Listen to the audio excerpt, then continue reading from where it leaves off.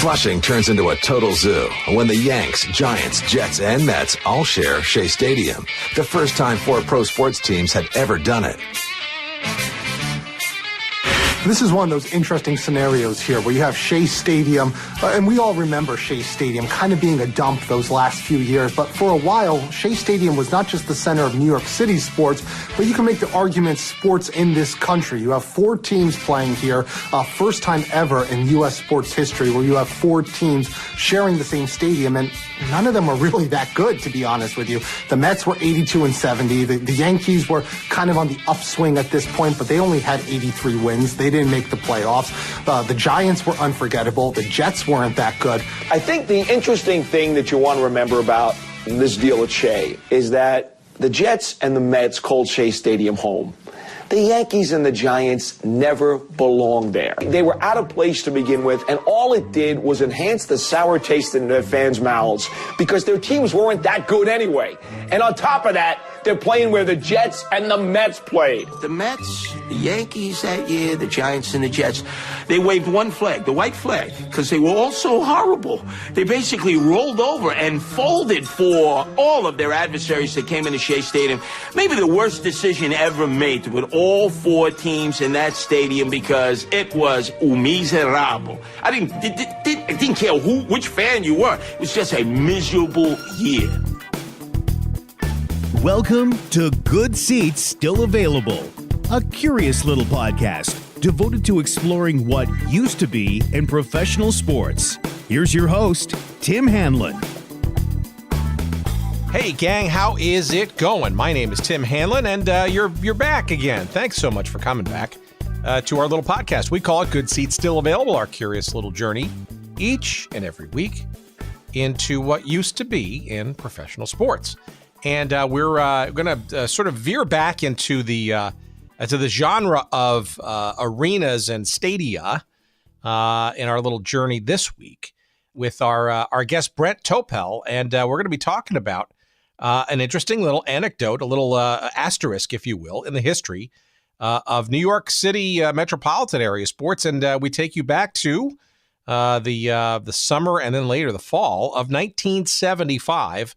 And the place, as you heard hinted at in our little intro there from the documentary that aired on Sports New York, SNY, a couple of years back, we're going to be talking about Shea Stadium in 1975, a place and a time when not 1, not 2, not 3, but 4 professional sports franchises inhabited that one building. It was an interesting confluence of time and events. And yes, the Mets and the Jets, obviously the major tenants of Shea Stadium, were joined by their crosstown rivals, the Yankees and the Giants, during the course of 1975 in a perfect storm of situation that brought all of those teams together playing in one place, that being Shea Stadium. Not necessarily the most modern or well-regarded, architecturally marvelous stadiums ever built. But in 1975, and an interesting time in New York City history as well, not necessarily for the best of reasons, the only game in town, literally, for all 4 of these professional franchises was to play at Shea. And we're going to get into that with Brett. He's written a book, a very interesting little story about this little forgotten time in New York City sports history, and in a building that is certainly loved, but not necessarily always revered by people who inhabited it. That being Shea Stadium. The book is called When Shea Was Home: The Story of the 1975 Mets, Yankees, Giants, and Jets. And if you're wondering at home if this qualifies as fitting our little genre, well, yeah, sure. Shea Stadium doesn't exist anymore.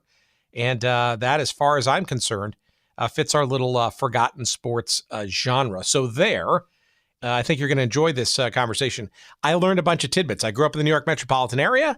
I fancy myself as a football and baseball fan of the Mets, not as much the Jets, but certainly very aware of them and their stories and their headlines during my childhood. But I will tell you, there are a bunch of things that I learned in this conversation. I thought I knew everything about New York sports, especially from my childhood. And I encourage you to listen to our conversation with Brett Topel coming up about the Shea Stadium, a circa 75. Interesting stuff coming your way momentarily. We want to remind you, of course, that one of the best ways, aside from rating and reviewing us wherever you find this show, and it doesn't really matter where, certainly Apple Podcasts / iTunes, not a bad place, but any of the places where you're able to give us some stars and some love, some commentary, that's always a good way and an inexpensive way, a cheap and free way to show some love for the show. But if you want to go that one extra mile and help us keep our lights on and all these great stories coming to you each and every week, why don't you partake of one of our great sponsors who've got great stuff, and it's all relevant to this great little genre that we're digging into each and every week here on Good Seats Still Available. One, of course, is sportshistorycollectibles.com. And that's the place for all kinds of great memorabilia. I suspect you will find memorabilia from the 1975 Mets or Yankees or Jets, or, as we'll talk about, the New York Football Giants. If you remember, 1975 was the year of the sort of forgotten logo of the sort of disco era, NY logo on their helmets, and it came and went. It was never to be repeated again, and it only occurred during the 1975 season of the New York Football Giants. I'm not sure, but it's worth a look at sportshistorycollectibles.com to see if any of those things, memorabilia from that year of the Giants, and for that matter, the Mets, the Yankees, or the Jets of that year, or any year for that matter, are all there for you probably to find. And if it's not there this week, well, wait till next week or the week after. You never know what you might find at sportshistorycollectibles.com. Always new stuff being uploaded there. And make sure you use the promo code GOODSEATS for 15% off all your purchases when you go and take part in the wares there at sportshistorycollectibles.com. Not to be outdone, of course, is oldschoolshirts.com, he says. Not so easily. Oldschoolshirts.com, great distressed logo wear from teams and leagues no longer with us or previously incarnated, but also other things in pop culture, whether they be old malls, shopping malls of yore, or perhaps some radio stations and some iconic call letters. Those are there as well. There's all a bunch of cool stuff. New prints and new designs coming up there just about almost every other week.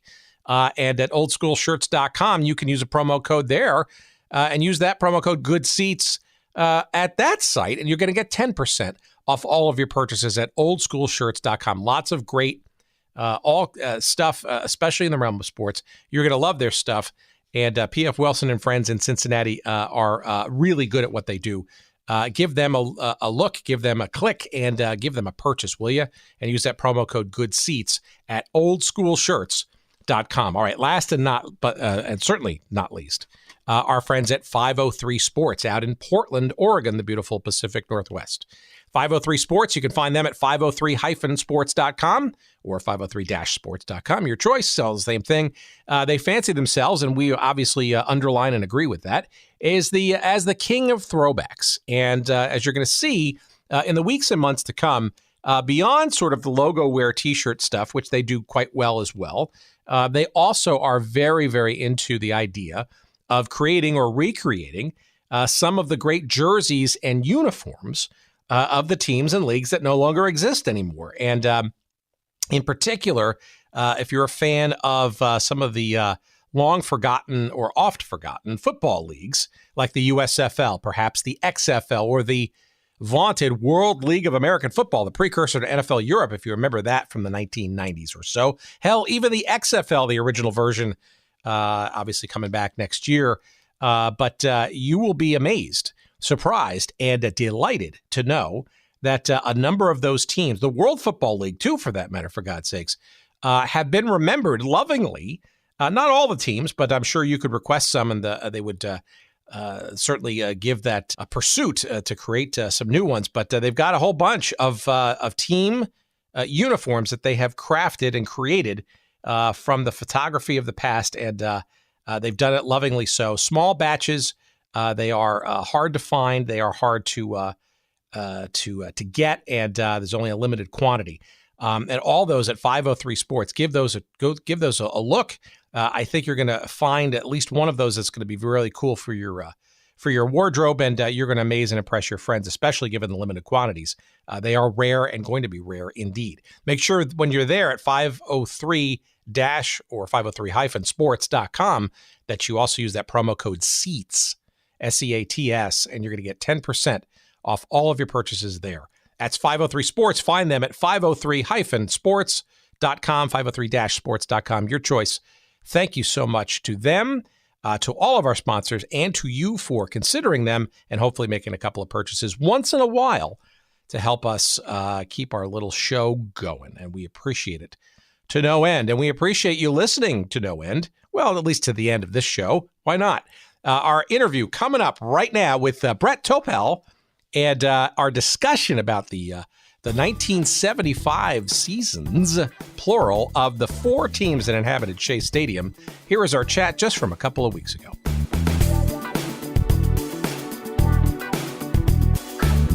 This is a fascinating little adventure for me, not only this particular topic. I grew up in the New York metropolitan area myself, northern New Jersey, in fact.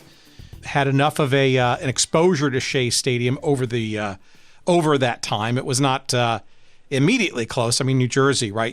Yankee Stadium and Shea were these sort of, journeys that one had to take. But my first football game ever was a New York Jets game against the New England Patriots back in the day. And my first baseball game was a Yankee game, but my second one, and the second 2 or 3 games were Met games.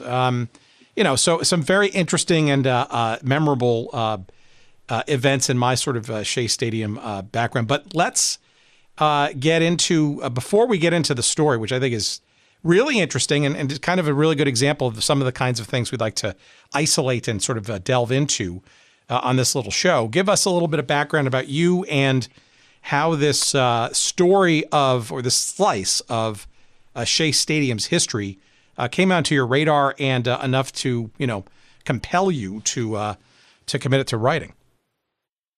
Sure. Well, it was an idea that I first came up with in about 2012, going a few years back. And I came across the story and found it fascinating because, I mean, these days there's not even 2 teams sharing a stadium, let alone 3 or 4. It seemed like such a bizarre story. And I figured that people who were young enough didn't know that it had ever happened, and people that were older might have forgotten that it had happened. So I started doing some research, realized there was very little written on it, and it was something that I had always wanted to write something about Shea Stadium. To your point, it's the stadium that I grew up going to with my dad and my mom and my grandparents, and I always wanted to write something about Shea, and this, that combined with this story, became what it ended up happening for me. So a lot of this story, we're kind of circling around the year 1975 in Shea Stadium's history for those outside the New York metropolitan area or who were just, living under a rock at that time. Last night, literally, we have not dropped the episode yet. We will soon.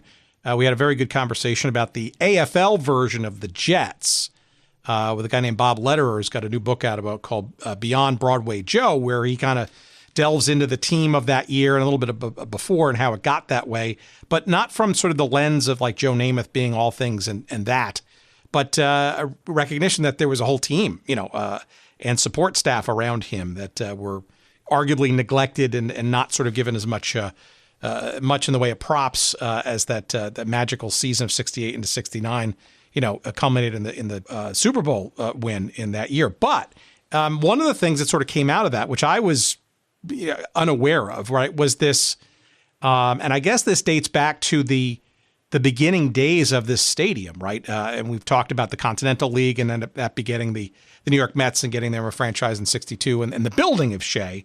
It's my understanding, and maybe this is a good place to start, is that, the Mets kind of held sway for whatever reason, whether it was contractually or otherwise, around scheduling, right? Where the Jets were, for most of the years in that stadium, pretty much the second-class citizens, so to speak, having to revolve around the Mets' schedule first. And I'm wondering if that's an interesting place to start, maybe some of the seeds of like how this all came to be in 75, in particular, the two teams that already existed in that stadium, the Mets and the Jets.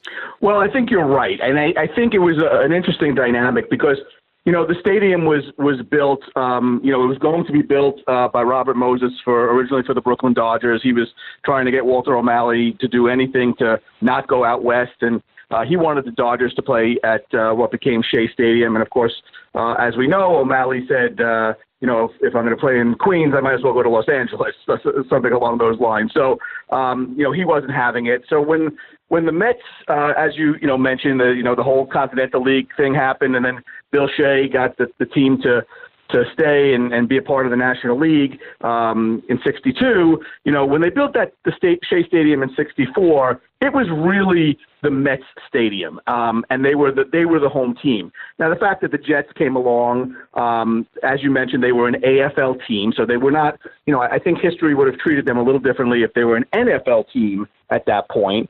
But they were originally the New York Titans, and then becoming the New York Jets. And to a man, you're correct. The Mets were always the primary tenants in that building, and the Jets were.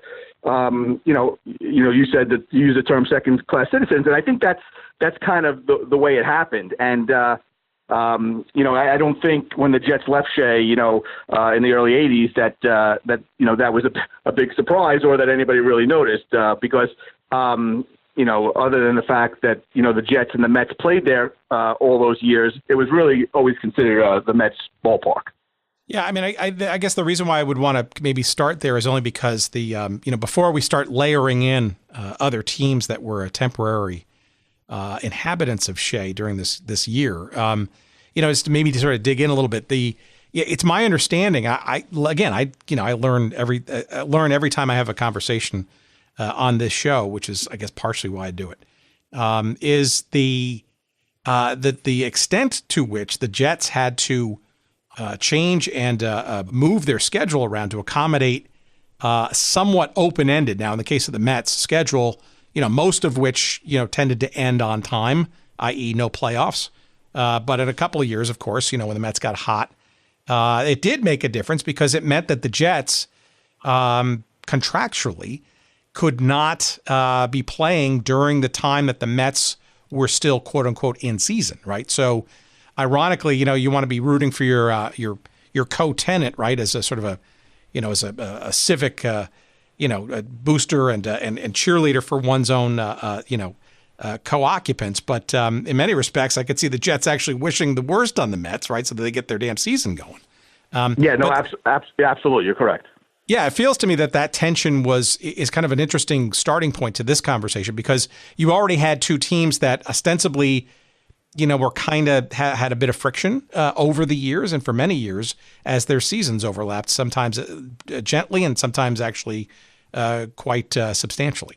Yeah, I think that, I'm not sure how much, and people who have studied the Jets in more depth during their AFL years might have a better answer for this, but I don't know that the friction was, as outwardly evident as it might be in today's culture. I mean, the Jets, didn't, they were playing in the AFL, and that was considered, a secondary league. So, they could not play any home games until the Mets were done with their season. As you mentioned, and that never changed really. I mean, and it went right up until 1975 that, when both football teams were playing there, and I don't want to jump ahead, but neither of them could play until the Mets and Yankees were done. So it really did put a crimp into the Jets scheduling and into the NFL scheduling, or originally the AFL, and then of course the NFL scheduling.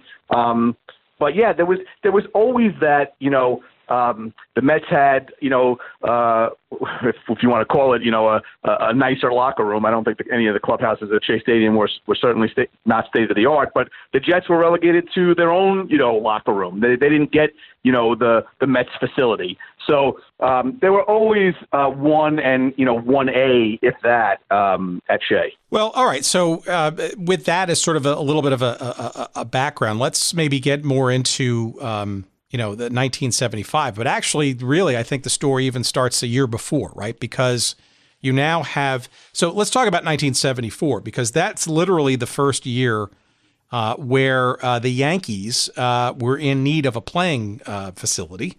Maybe you want to get into some of the reasons as to why, and the prelude that set in the tone for the next year in '75 when it got really crazy, huh?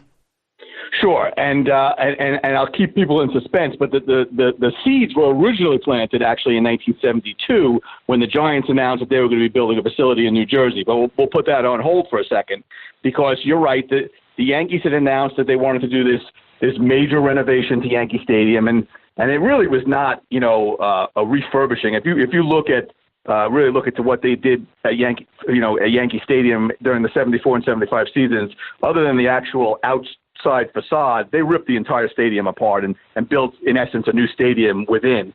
So there was no way that the Yankees were going to be able to play there for at least 2 seasons. And the Mets did not want the Yankees there. There was no question about that. But the city of New York owned the stadium, and that wasn't really an option for the Mets. They couldn't say no. So it was a fait accompli that the Yankees would be there for the 74 and 75 season. The Mets, were coming off in 1974. They were just a year removed from being National League champions and playing in the World Series and losing in the World Series in 7 games. So it was not like the Mets were irrelevant at the time. Far from it. They were, like I said, just 1 year removed from the World Series. The Yankees hadn't been there in a while. They were building a team, and by 75 they would get better. But in 74, the Yankees and Mets and Jets all shared what was a very crowded Shea Stadium. How did the scheduling between these two teams in 74 actually work, right? I'm guessing the Mets, because it's their home stadium, kind of got scheduled first, but I'm just curious as to how Major League Baseball and Shea dealt with scheduling 2 teams. I think probably, I guess in the modern era, probably was kind of the first time it's ever happened. Yeah, and it was an everyday affair, right? So there was very few days off, and keeping in mind that we didn't have to worry about football yet, because as we said earlier, the Jets were not going to be allowed to play there until baseball season was over. And to your point, neither the Mets or the Yankees at that point were really playoff teams, so the season was going to be over. In late September. The baseball season didn't seem to drip over as late as it does now. So by October, football could start. But Major League Baseball had to go and be very diligent. And I don't know that they gave the Mets priority necessarily. I did do a lot of research into the scheduling of the games. And, one of the things, one of the key people in this book is the head groundskeeper for the Mets and at Shea Stadium, who was a gentleman by the name of Pete Flynn, who passed away a couple of years ago. The field never got a day off. And at that point, and I guess I'm sure we'll talk about the field conditions and the playing conditions. Shea Stadium did not have an underground sprinkler system. The infield was hard like a rock. The outfield didn't drain. By the time football season rolled around, the field at Shea Stadium was in really bad shape because of that schedule of literally playing every single day. So, in essence, there was pretty much baseball just about every day during the spring and summer, right? There was, and there were even other things going on, because you have to remember that Yankee Stadium, because it was Yankee Stadium, hosted a lot of other things, such as the New York City high school baseball championships, such as Grambling College football played an exhibition game there, or one of their games there every year. So when the Yankees moved over to Shea for those 2 years, everything that Yankee Stadium hosted moved along to Shea Stadium those 2 years. So, my book obviously deals specifically about 1975, so I can speak to some of those specific instances, but both in 74 and 75, it was more, believe it or not, than just Yankees and Mets and, the everyday scheduling. It was all the other things that came along with it. So you're mentioning groundskeepers and stuff. So when the Yankees were playing and when the Mets were playing, did the Yankees essentially, and I'm sure this bleeds into 75 as well, but did the Yankees have to kind of defer to the groundskeepers and the and the folks that managed Shea Stadium, or were they allowed to import their own folks or maybe inject a bit of their own, Yankees-ness into the proceedings? So from everything I could understand, there were 2 separate grounds crews. and the Yankees did have a head groundskeeper. But Pete Flynn, and he was named head groundskeeper in '75. He had been with the Mets since '62 in the Polo Grounds when he came over as a young, somebody who knew about, tending a garden and stuff, and got a job as a groundskeeper in the Polo Grounds. So by '75, he was the head groundskeeper. '74 was, he was still on the crew. And the Yankees did have their own staff and their own grounds crew that came over from Yankee Stadium, but I think they always sort of deferred to the Mets staff, being that was their building. And so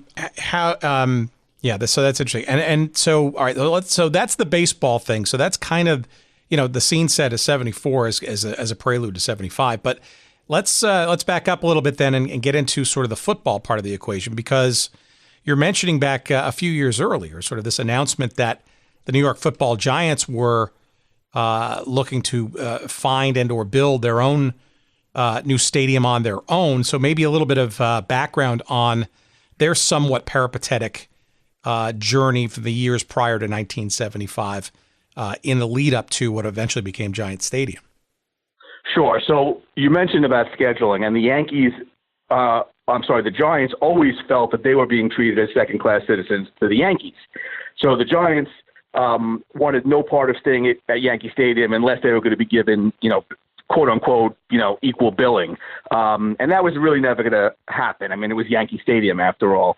So in 1972, Wellington Mara, the owner of the Giants, announced that he was going to move his team to New Jersey to this, great big facility, which was going to be set in East Rutherford, New Jersey, on what ended up being called the Meadowlands.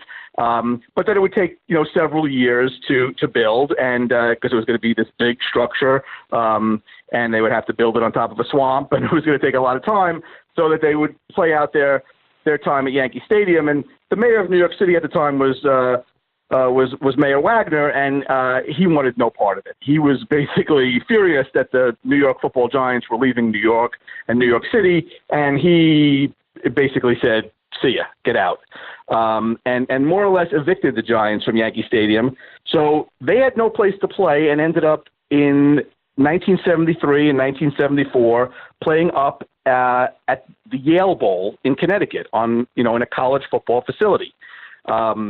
Which seems unbelievable today. Today to think the New York Giants are playing at the Yale Bowl, although today's New York Giants probably wouldn't sell out the Yale Bowl. But that notwithstanding, they had a very bad time up in Connecticut. They were away from their families. They had no fans up there. They won, I think, 2 or 3 games the entire 3-year period, and really needed to have another option. And then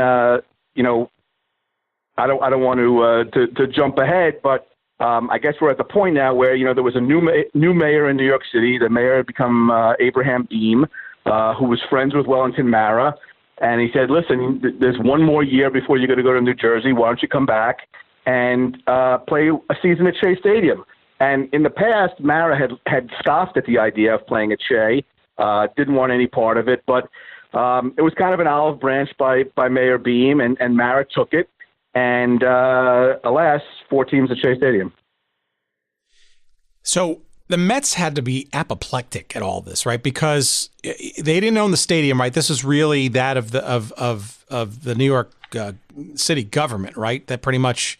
So it seems like, in many respects, their hands were tied. Not only with the Yankees situation for 2 years, but then adding adding another football team on top of already probably an overlap. Situation between their co-inhabitants, the Jets. I mean, is the Mets management like just nuts over all this stuff, or are they kind of like, well, yeah, I can't imagine they would just take this sort of sitting down. They were nuts over all of it. They were absolutely furious. They wanted no part of it. They didn't want the Yankees there. And I'm sure, quite frankly, if they had their way, they didn't even want the Jets there. When the Giants became a legitimate option and it was going to go from 2 to 3 to now 4 teams at their stadium. And remember, as we said way back, they always considered this their stadium. It wasn't just that it was viewed as their stadium. They considered it their stadium.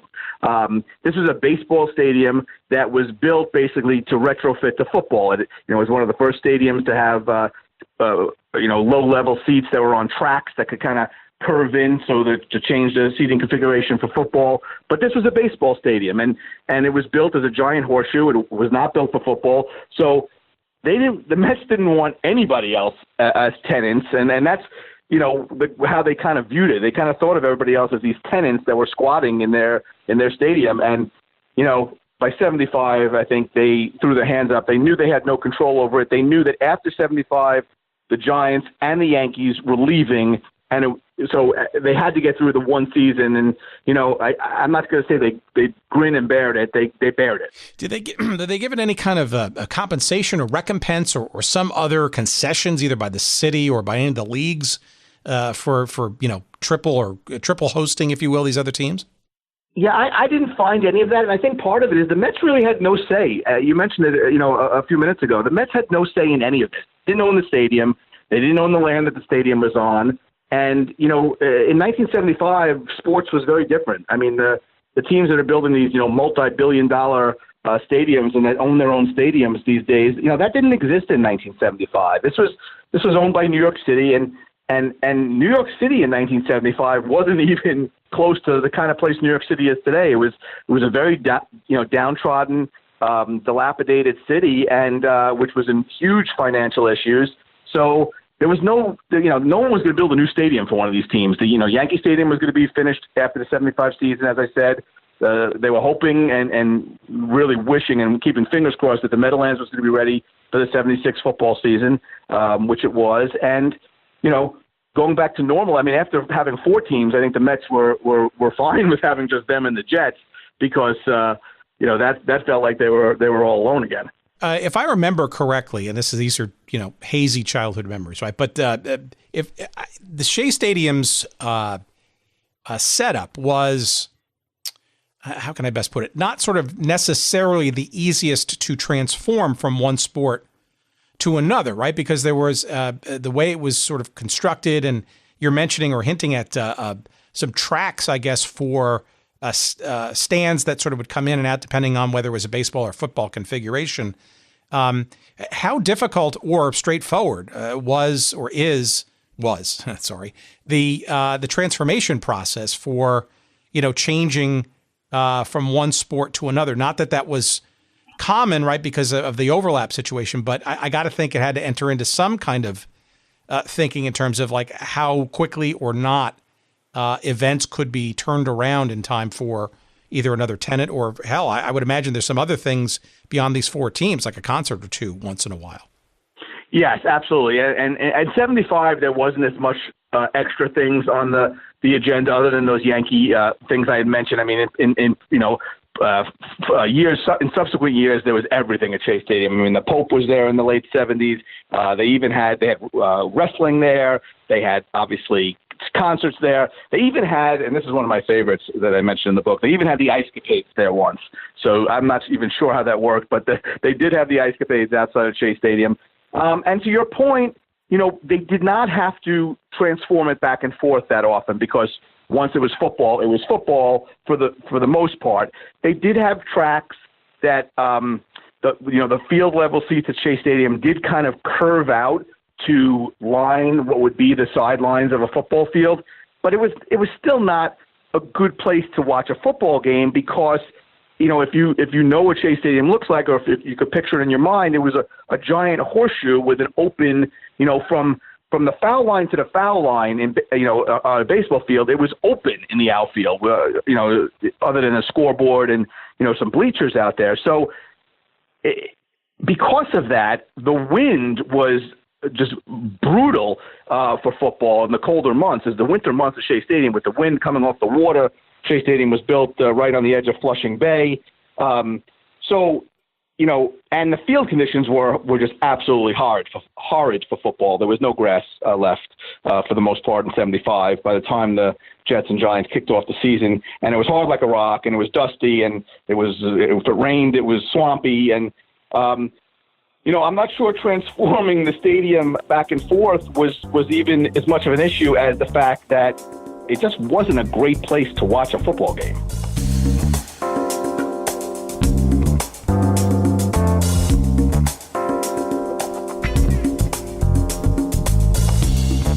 All right. Calm down. We'll be back to our conversation in just a minute. But I do want to pay some bills around here, And look, we're guilty as anyone, probably more so than anybody, of living in the past, right? The show is about nostalgia and looking back and trying to remember and unearth things about teams and leagues that have come and gone, shall we say. And, it's good. It's good to learn from history and remember some of those things. But look, you can't live in the past, right? You got to keep moving forward. Life goes on. And look, at all the sports and teams and leagues that we follow, there's just so much excitement out there. We got a fantasy team or 2 or 10. You got sports talk out there. We were talking about modern day sports as it got built up on the shoulders of history in this little podcast. And my guess is that more than a fair share of you listeners out there want to find a decent place to place a little wager or two once in a while, especially when you have an inkling, you got a special feeling, you think you know what's going to happen. Why not make some bucks on that little hunch? Well, we're here to help you, right? MyBookie is the place to go. It's our brand new sponsor, and we appreciate their patronage of our little show. MyBookie.ag. That's probably the best place that I know of to get going and do some online wagering. And look, you've been living under a rock. You recognize that the courts have changed over the last couple of months, and the mores around gambling seems to be loosening when it comes to sports gambling. And MyBookie is the place to go, as far as I'm concerned. MyBookie.ag to get set up and get some good wagers. And they're good at payouts. They're good at all of that service that you expect. I highly recommend them. I've heard nothing but good things about them. You'll see all the online reviews are top notch as well.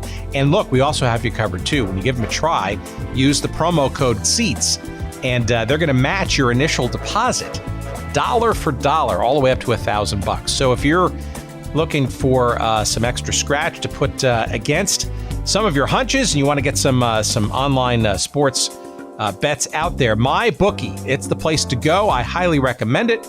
And it's mybookie.ag. Make sure you use the promo code, of course, SEATS. SEATS is the promo code, and you're going to get that dollar for dollar match of your initial deposit all the way up to $1,000. And why not use that extra coinage, shall we say, to hopefully win a couple of good solid bets on your first go around with MyBookie, mybookie.ag. We thank them for their sponsorship of our show. And now back to our conversation.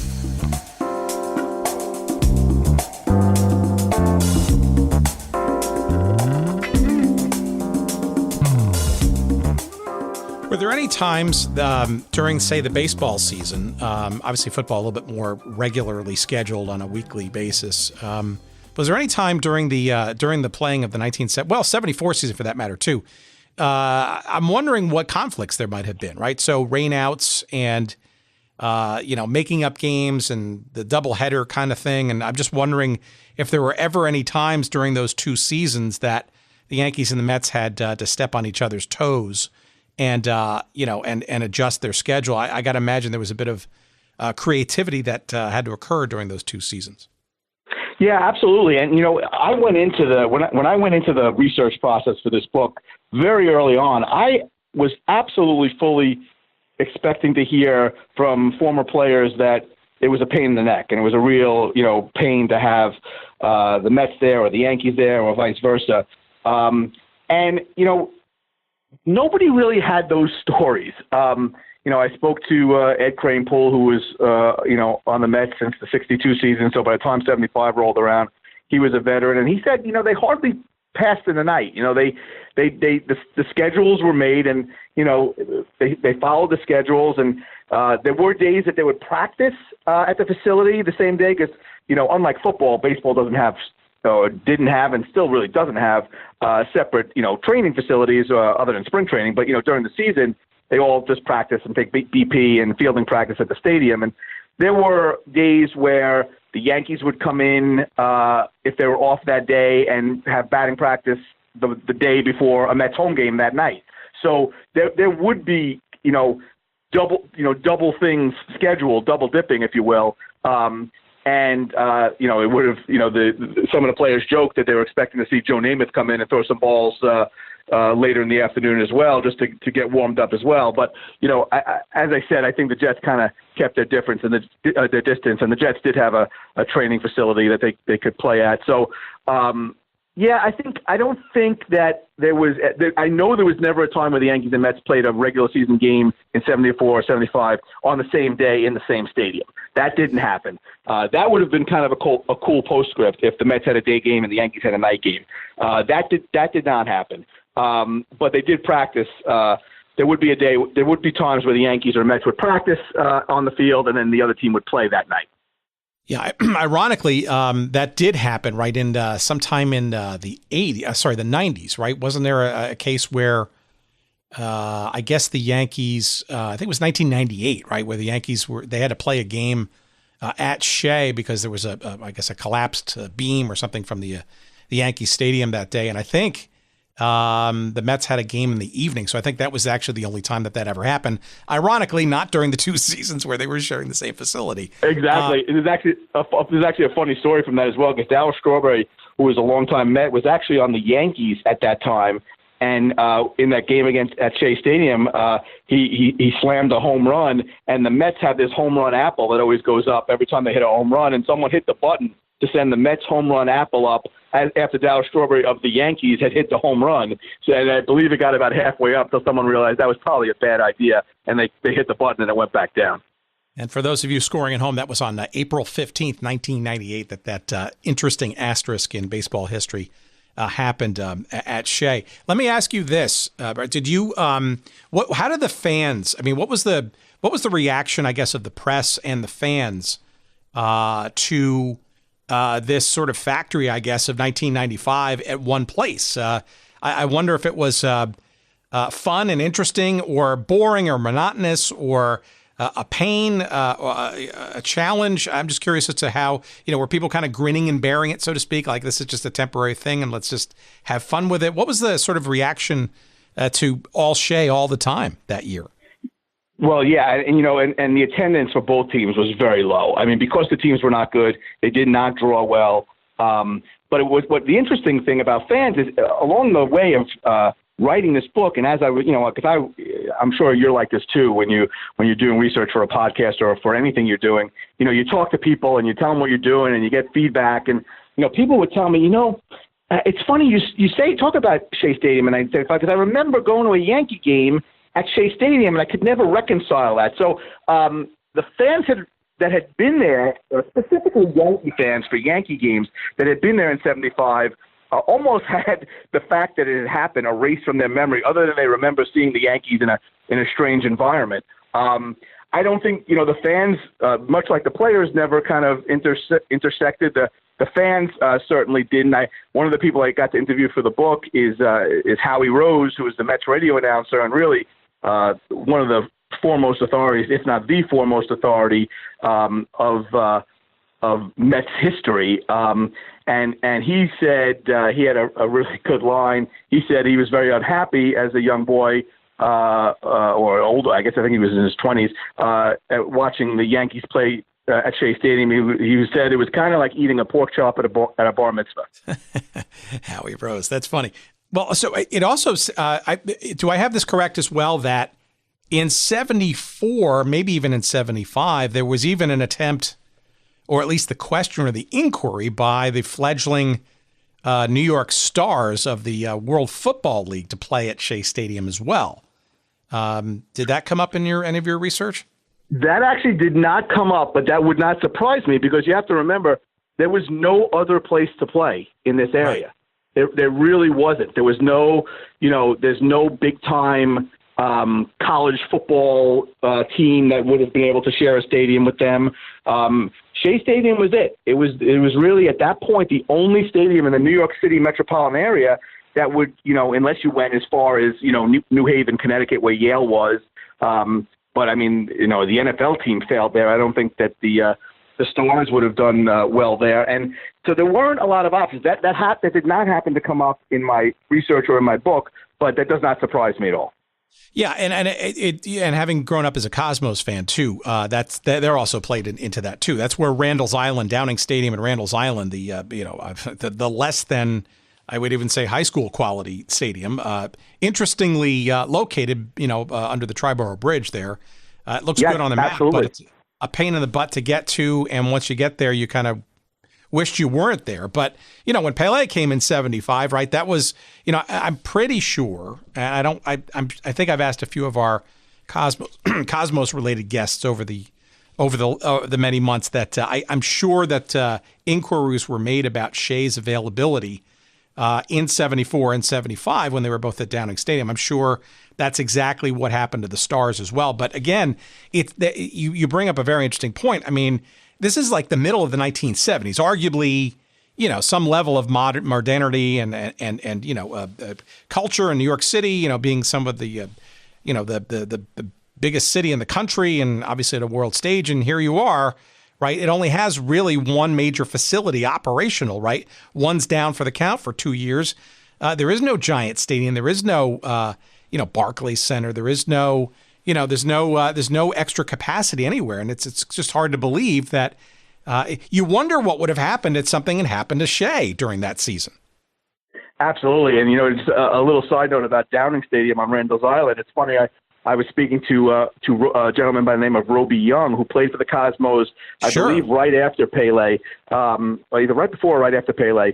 And he said that the field conditions at Downing Stadium were so bad that they literally spray painted the field green so that it looked like a soccer field because there was no grass there at all in a lot of spots. And he said that's what they were dealing with. He said it was bumpy and rocky, and it was a terrible place to play. And you're thinking that here comes Pele, the greatest player to ever live, playing in these field conditions. Yeah, there's a famous story. His inaugural game in the summer of '75, which was a hastily arranged exhibition. He was playing, and then after the first half, he came into the locker room and he essentially made motions that he wanted to quit the team because his legs had been all green, blotchy, and he thought he had gotten some kind of fungus, and they had to tell him that it was green paint. And that's right. I think he laughed it off, but not a happy situation. But it does speak to, and you wonder, right? The WFL, right, had a lot of other issues and problems, but you wonder, if the Stars, who had to relocate to Charlotte midway in the season, that's how comical that league was. You wonder if they had some stability with a major league facility in a Shea or Yankee Stadium for that matter, they could have even made it, but not to be the case, right? I guess the one thing that's interesting to me about the 1975 adventure where you had all four of these teams playing at Shea, and again, this is based on my knowledge, and you probably have a deeper understanding of the nuances here. It does not seem to me that any of these four franchises, Yankees, Mets, Jets, or Giants, had anything resembling a memorable season. As a matter of fact, in some cases, some worth forgetting. Absolutely. They were all, for lack of a better word, they were all terrible. The Mets were only 2 years removed from a World Series berth and were nothing resembling a championship team. They had Tom Seaver, who had a great year that year and won a Cy Young Award. They had a couple of good hitters, Rusty Staub, who we lost this past year, but was the first Met to ever, drive in 100 runs in a season. He did it that year. But the Mets were, in the early stages of what was going to be a terrible, terrible downward spiral through the mid and late 1970s into the early 1980s. The Yankees were not good either. They had a manager, Bill Verdon, who is the answer to a trivia question. He's the only manager in Yankees history to have never won a game at Yankee Stadium because he managed for 1974 and half of 1975 until he was fired midway through the season and replaced by Billy Martin in Martin's first tenure with the Yankees. However, the Yankees had signed Catfish Hunter before that season, so they were going to be on the upswing. By 76, they were American League champions, and by 77, 78, they were world champions. So they christened their new stadium quite well. But in 75, they were not good at all. And, they had some young players like Elliot Maddox, who was a young phenom. They had just traded Bobby Mercer because Bobby Mercer couldn't hit home runs in 1974 at Shea Stadium because the right field at Shea Stadium was so much further than the right field porch. I think he had 2 home runs all in all of the home games in '74. So they traded him and got Bobby Bonds, and things were bad for the Yankees. And the Giants and the Jets, if it's possible, were worse than the Yankees and the Mets. The Jets and the Giants were just, Namath was a shell of what Namath once was, although he didn't have a terrible season in '75. He played for the entire season, which was un-Namath-like for many of his years during his career. And that, as I mentioned about the Giants, they were just they won 5 games during the season and had one eye at Shea Stadium and the other eye across the river at what would end up being Giant Stadium the following year. So no, as I mentioned in the very first paragraph of the book, that 1975 certainly was not one of the most successful seasons for New York sports, but it was certainly one of the oddest. I'm curious on the baseball side. Did the we talked about sort of the groundskeeping thing, but did the Yankees? How much? You mentioned or hinted at maybe some of the players, but what do they have to do, the Yankees, in terms of adjustments, right? Because obviously the dimensions are different, and their staffing is built for at least a half a season that's in a Yankee Stadium that's a bit more cavernous and a little bit more maybe intimidating them in the sort of the more cookie cutter sort of version of Shea. Were there adjustments made that you could discern that the Yankees specifically made to accommodate or for the differences in a Shea Stadium versus a Yankee Stadium? Well, the one big one, which I just mentioned, was trading, the beloved Bobby Mercer, because Mercer just was very frustrated. He couldn't hit home runs. They brought in a guy like Bobby Bonds, who had speed to patrol, a vast outfield. Shea Stadium's outfield was huge. They had a speedy right fielder by the name of Elliot Maddox. He was this young phenom, and unfortunately for Elliot Maddox, because the field did not drain well at Shea Stadium, he was playing in a swampy right field, tore up his knee, and was never the same. In fact, years and years later, when he actually ironically ended up playing for the Mets in the early 80s, he walked out to right field and he told a reporter he was going out there to see if he could find his knee. So, he actually sued the city, he sued Billy Martin, he sued the Yankees, he sued the Mets. Elliot Maddox had a bad situation. So any adjustments that the Yankees made for Shea Stadium certainly did not work out well for Elliot Maddox. Other than that, I think that, there was not much that could be done. They did bring in, as I mentioned, Jim Catfish Hunter was a premier pitcher in that day, and Shea Stadium was a good pitcher's park. It's one of the reasons that guys like in the 60s and 70s, guys like Tom Seaver and Jerry Koosman and John Matlack had such great success, because often if the balls went up, between left center and right center at Shea Stadium, they weren't going out of the park. And I think that hurt the Yankees in '74, and I think they did make some adjustments in '75 to try to alleviate that. But again, they didn't want to make too many, roster moves that they couldn't undo, because in '76 they were going back to that, short right field porch. Yeah. Also on the football side, right? It also seems to me too that adjustments had to be made. I'm not sure it's as dramatic or as pronounced, say, on the baseball side, because there are nuances to baseball. Every park is different, right? Where football is, on a standard grid, and the grid is a grid, right? Maybe there are adjustments from, the circular winds of Shea versus, say, what a Yale Bowl did or didn't have. But it did seem to me that each team had to kind of not only account for sort of that overlap of the baseball season those first couple of weeks, but it seemed to me they had to kind of jam in a lot of home games near sort of the tail end of the schedule. And if I'm not mistaken, it looks like that the Giants and the Jets had to play back-to-back games on a couple of weekends, which, by the way, could not have been great for the turf. But, I'm sure do I have this right? The Giants had to play 2 of their weekend games near the end of the season on a Saturday, while the Jets had to play that Sunday. And I think the Giants, because of that, lost out on being televised and some of the other goodies that come along with a regular scheduled game. Yes. First of all, you're absolutely right that there were Saturday games, which was unusual in the first place. And, you mentioned, adjustments that had to be made. And you're right, football is a much more, grid-like sport. And you kind of, you run from goal line to goal line. But that some of the challenges that the football players had. One of the gentlemen I got to speak to was Richard Castor, who was an all-pro tight end for the Jets that year. And, he said, Namath would be under center and, kicking his legs up, and literally giant chunks of whatever was left in the turf would come up. And, that was actually part of the game plan. It's not game plan so much as it was part of what they had to deal with was turf coming up, flying out, divots. The field was so bad. Now, again, I don't think it cost the Jets and Giants any games, because I don't think they were to win those games that they lost anyway.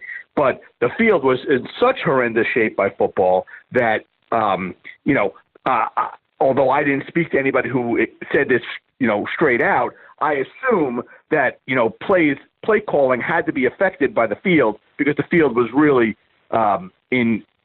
not in bad shape. It was almost impassable shape. I don't think in today's game they would allow a field to go, an NFL team to play on the field that they ended up playing on, the second half of that football season. All right. So in your investigation, as we sort of round third base here, any particular things of wackiness or oddities that sort of occurred? I last night, I think I stumbled onto one of them, which was this this New York Yankees 21-gun salute with the Army. Does that ring a bell?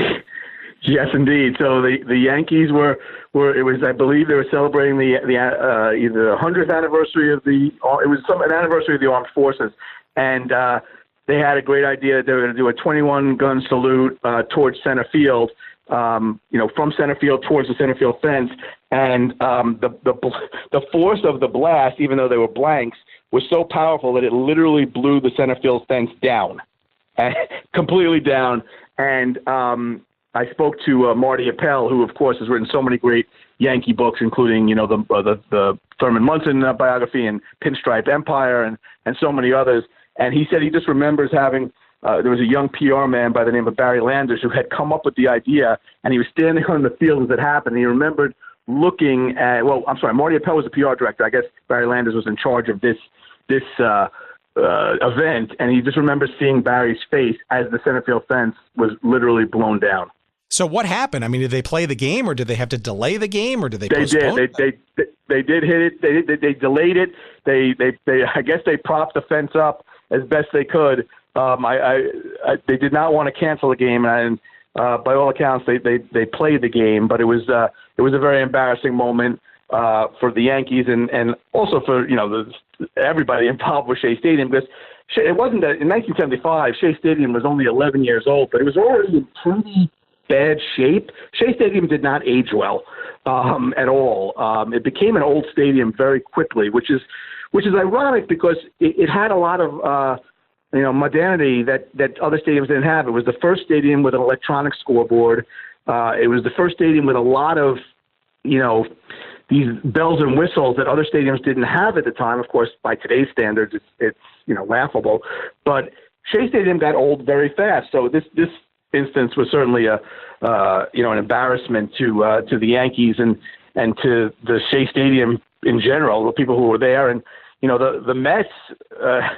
One of the things that the Mets had was they had Old Timers Day with Casey Stengel and Joan Payson riding around on a little chariot, and it wasn't necessarily an embarrassing moment, but it was just a moment of you got to wonder what's going on here. It wasn't necessarily a major league product that they were putting on the field before or after games, but there was a lot of strange things that went on in 75, and the blowing down of the fence was probably one of the highlights or lowlights. And I think for New York Giants fans, this is a little sort of mogul or stub, I guess, of history as well. Is this, long lost logo? I think it only happened for the 1 year.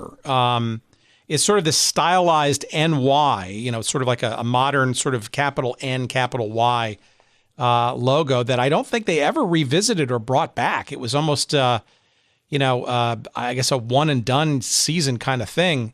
It's been much maligned, but we'll have a picture of it. We'll put it up there on our website and stuff. But I guess it was originally designed to be somewhat neutral, knowing that they were already playing a bunch of games in Connecticut. They were now a season at Shea Stadium, which was not their home either, and then obviously going to wind up in the wilds of Nirvana in New Jersey. But it's interesting, this new sort of, and I actually think it's a pretty cool logo. And this sort of, it's like a kind of like it looks like kind of a neon NY sort of on the blue helmet. Really didn't make it past this season. Yeah, no, you're absolutely right. It almost had, and I don't know if this even makes sense, but it almost had a disco feel to it. You know, it had a like a retro before there was retro, and I'm not sure why they decided to change the logo that year. I think that part of it was they knew they were going to have to change the logo the following year because they were not going to be able to play in New Jersey and have an NY on their helmet. And, of course, they ended up switching to the helmets for so many years. It said Giants on either side. In the last several years, they've gone back to the NY, despite still playing in New Jersey, but no one seems to really care or notice that. I guess I assume the people in New Jersey do, but the people in New York were okay with it. But yeah, it was. And the thing that made it interesting is that when we were preparing to the layout of the book, I was involved with picking the photos for the book, and we had Mets and Yankees and Jets, and of course the Giants, and it was both good and bad because there were only so many photos to choose from because we needed to have photos with that specific NY logo, and that team, as I said, quarterbacked by Craig Morton, was not a team that a lot of photos survived from that year. So we did grab a couple of them and we made it work. But yeah, that's a little known fact, and it was one season, and it was a very strange NY. All right, so maybe the last question is, what is your? I suspect that you become not only in the office but also just on the internet and elsewhere, sort of this de facto expert about 1975 and Shea Stadium and all the things that were part of that. I bet you even discover stuff that people sort of share with you. What of memorabilia? Was there anything that any of these teams did to outwardly commemorate, aside from sort of the annual yearbook and that kind of stuff? Obviously, if you're a Giants fan, that New York logo, that 1 year logo, is obviously a remembrance of that, and perhaps hard to find kind of thing. I'm just wondering if the Yankees, had any sort of commemoration of things, or are there any special souvenirs or memorabilia maybe out there that either people relish and cherish, or maybe wonder if there may be pieces of that are still out there, in your search and your travels? It's a great question. It really is. And I think that what's interesting is that both teams, it seems, have tried to pretend that 1974 and 1975 never happened, because when Shea Stadium was closing, they listed all of the things that, they had all these photo montages and video montages of all these great things that happened at Shea Stadium over the years, and there was really no mention of the Yankees playing there at all. So the Mets certainly have kind of buried it deep in whatever historical archives they have. Not a lot of memorabilia out there. The couple of things that I thought were kind of cool, in research along the way, and one of which I have a photo of in the book, is they did have a big billboard in Flushing, Queens, which had a Yankee logo, and it said, hey, Yankee fans, welcome to Queens. So that billboard, I'm sure, was thrown away somewhere or destroyed soon after the 75 season. That would be a very cool item to have.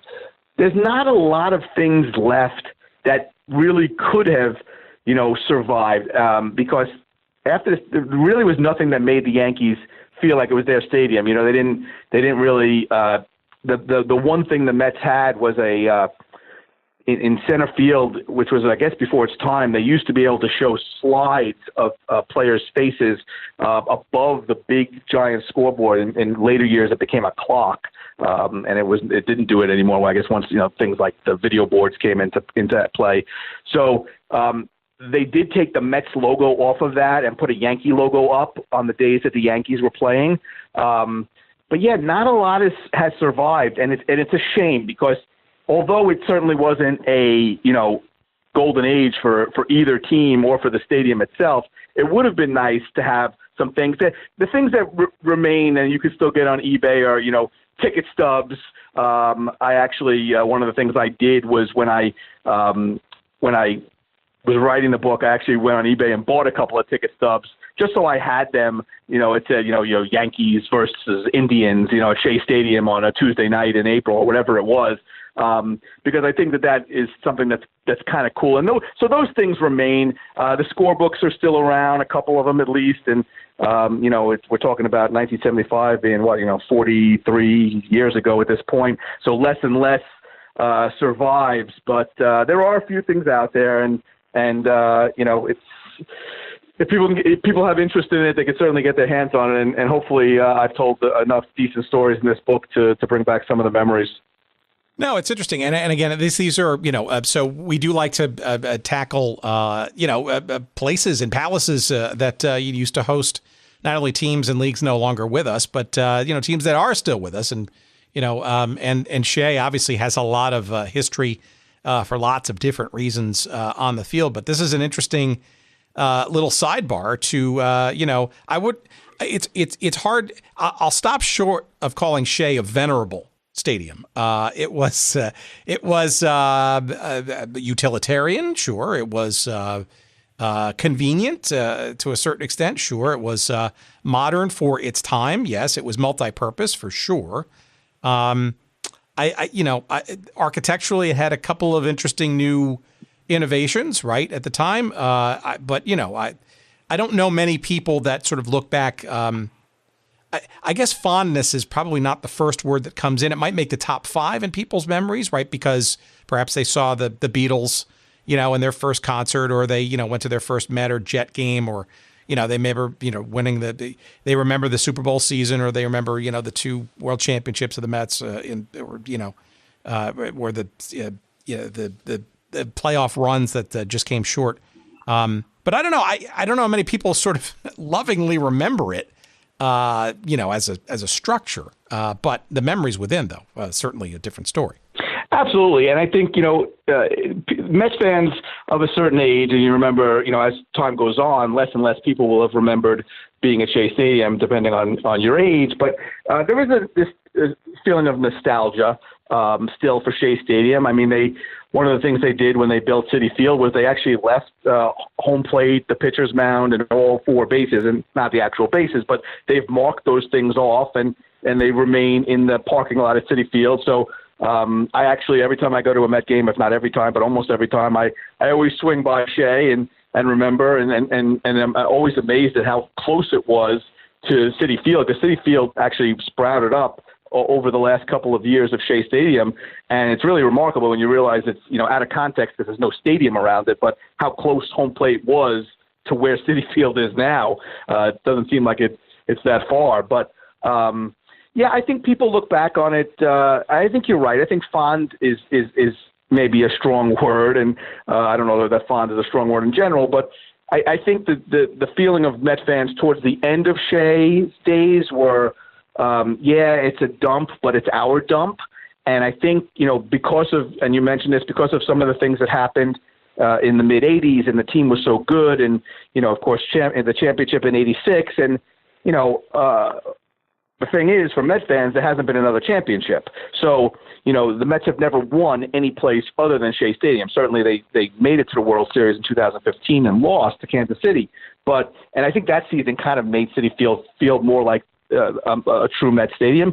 But the fact is that the Mets have never won a championship anywhere but Shea Stadium. And until they do, Shea Stadium will always have this place. And I think even when they do, Shea Stadium will always have this place. It wasn't a great place to go watch a game. There wasn't a lot of options to eat at Shea Stadium, and God forbid you had to go to the bathroom. But the fact was that was the stadium that many people grew up in, and that's the stadium that many people had seen the first in baseball games in when they were younger. And remember, by 1976, Yankee Stadium was in essence a brand new stadium. So Shea Stadium was the senior stadium in the city, and not necessarily for all good reasons, but that was just a fact. It was. So, It's gone. It is remembered today, and I think holds certainly a place in New York baseball and football history.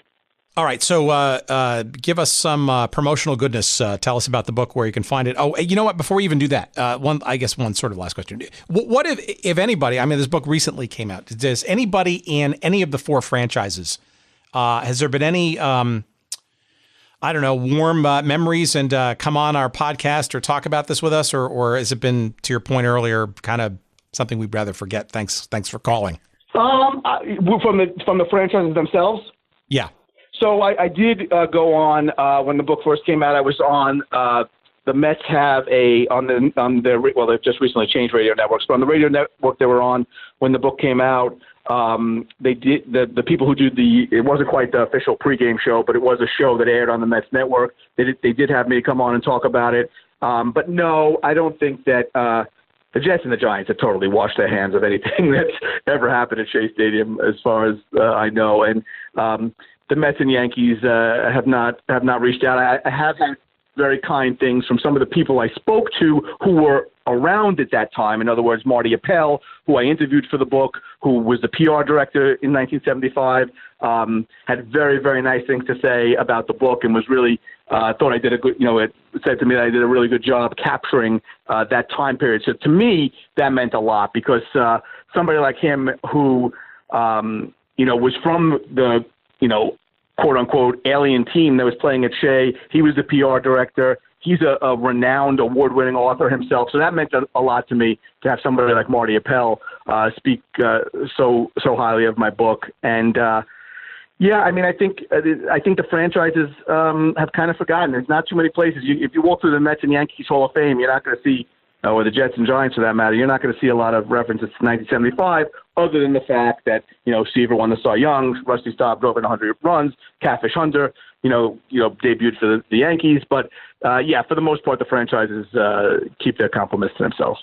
Well, I think it's great. Like, I think this is really interesting stuff. And like you say, as people get older and they sort of forget all these little things, but, these are not only trivia questions, but this is part of their histories, right? And, some of it, frankly, speaks to the lack of stadia in the New York City metropolitan area at the time, and arguably even today, right? The Jets still, ironically, now are subtenants in the new MetLife Stadium, right? And were in Giant Stadium for some time as well. And the beginnings of that sort of shared relationship, either by convenience or otherwise, and the Jets, I'm sure the long-suffering Jets fans, would not like to be reminded of how all that kind of got started. And kind of lust for, there was a time, 10, 15 years ago where there was actually an opportunity for a new stadium and also how that played out. But, the Jets have always been sort of this number 2 team in the same building wherever the Giants are, really since this time. So it's fascinating. So give us a little bit stuff about the book. Are you going to be promoting it at all? Where people can find it and all that kind of stuff, how they can get in touch with you. Can they follow you on social media? Give us all that. Yeah, absolutely. I promote it as much as I can, whenever I can, when anybody asks. I've actually had another book come out since this book came out, so I promote that as well. It's called Miracle Moments in New York Mets History. All of my books, and I have 4 of them, are available on Amazon and BarnesandNoble.com and all those easy places to get books. They make good Christmas and any kind of holiday gifts and Hanukkah gifts and whatever, and birthday gifts. If you have a Met fan, now the thing about this book that's kind of cool is that although none of the 4 teams really were great that year, the story is about all of them, the franchises, but it's also about New York City during 1975 and what was going on in the city and politics and pop culture. So, I don't think of it necessarily as a Mets book. So any of the 4, no matter who somebody roots for, or whether you're not even a fan of the teams, it's kind of an interesting little oddity and footnote in New York sports history. So yeah, it's available on all the websites, and I do have a website as well called TopelMetsBook.com.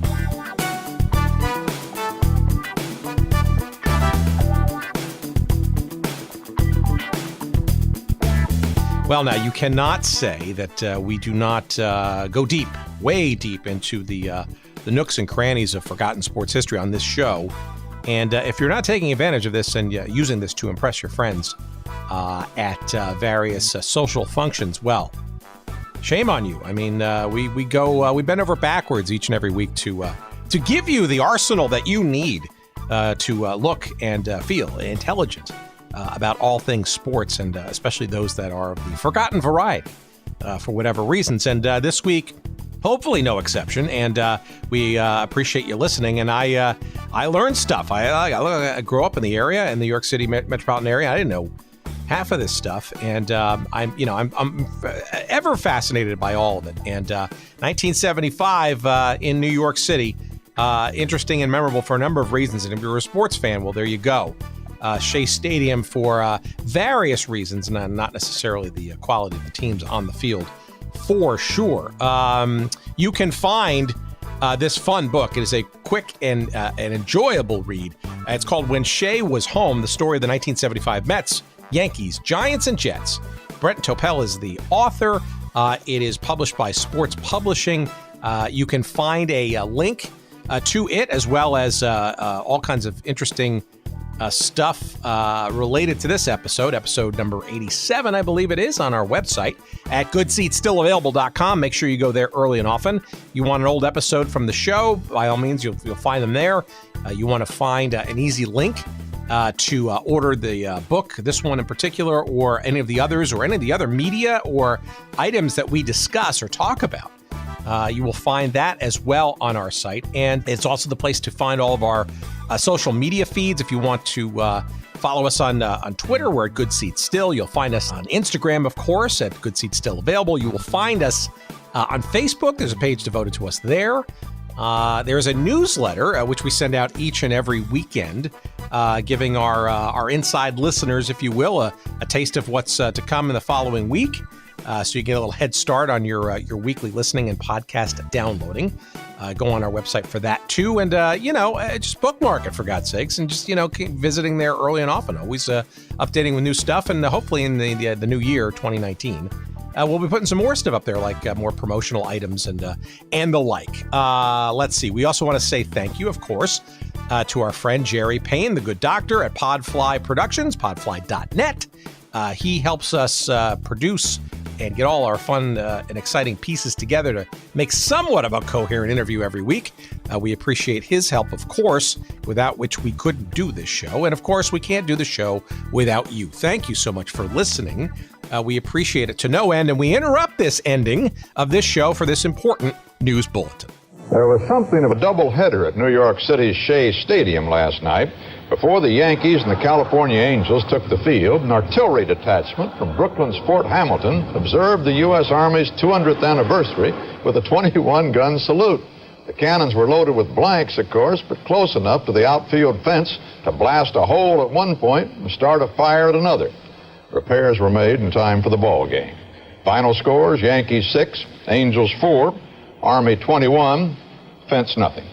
And that's the way it is. Wednesday, June 11th, 1975. This is Walter Cronkite, CBS News. Good night.